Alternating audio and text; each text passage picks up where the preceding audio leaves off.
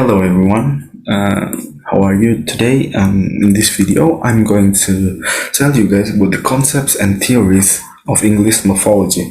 Introduce myself, my name is Shakti Brammaditto Widya Fachrezzy. I'm an English literature student in UNES.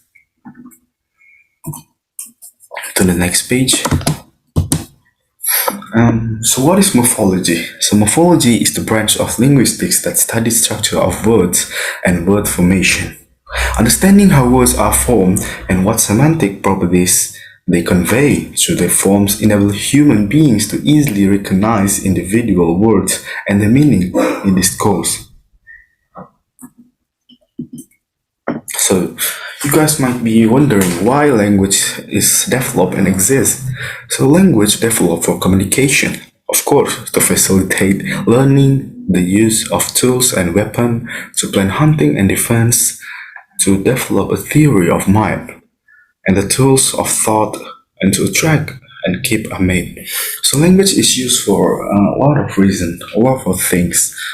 For example, the social thing. If you want to have a friend, you need a language, the same language as your target friend.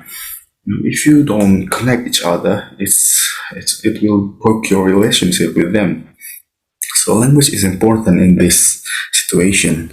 And why is language required to place over many million years for the adaptations? It because the language year by year have a new form of word. Like we don't know the word 24/7 until 2011 because back then 24/7 is just a number. That's why our language is developed, and the first language that used in past million years is called ancient language. So we have development from many million years, and in the next many million years, our language could be called as ancient language because they might be have a new language. Next to the language characteristics. So we have four language characteristics. The first one is arbitrary. What is arbitrary? It means that the relationship between the form, the sounds, words, letters, and characters that we use have no natural, meaningful relationship with their meaning. What is the true meaning of that? For example, the word love. Why is it called love? Why is it love?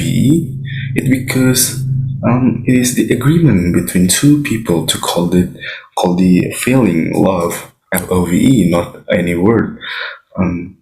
So it's up to them to decide what word called the feeling. So that's why in each language they have different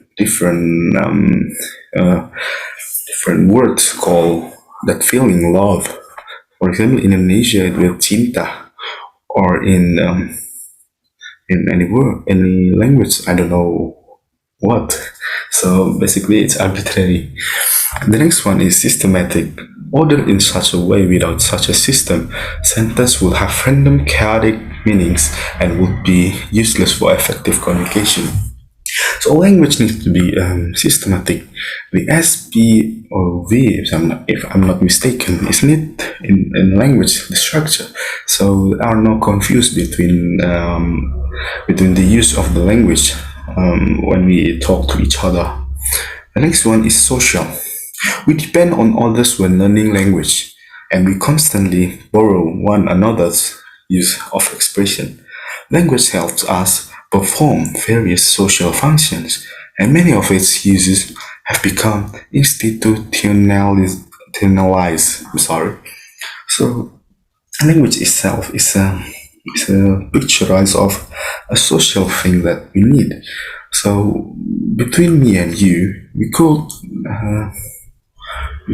use a language to have a conversation, to understanding each other. So we cannot use language that only we understand, only me understand, only I as a person understand.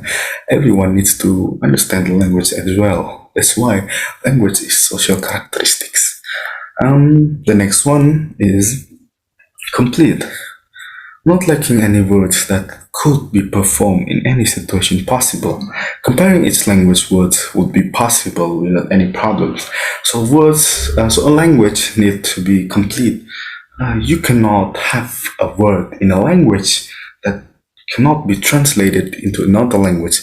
So, for example, love, it's translated to Indonesia by cinta. So, if there's any word with collaborate with love, we would be confused. What is love meaning in Indonesia if there is no cinta? So that's why every language needs to be complete. Next, the importance of studying morphology, decoding. Readers who recognize morphemes read more quickly and accurately. Vocabulary, knowledge of meaning of word parts, depends readers' vocabulary. Comprehension, knowledge of morphemes helps make meaning from text. Spelling, morphemes are units that can be predictably spelled. I'm sorry for the technical issue. We continue to the morphemes. So what is morphemes? Morphemes is smallest possible meaningful unit in the grammar of language. So a word could construct with two morphemes. For example, boyfriend. Boyfriend construct with two morphemes, boy and friend. Boy cannot be divided to smallest units because boy itself is the smallest unit in the grammar of language. Same as friend. Next one. So morphemes have divided to a few type.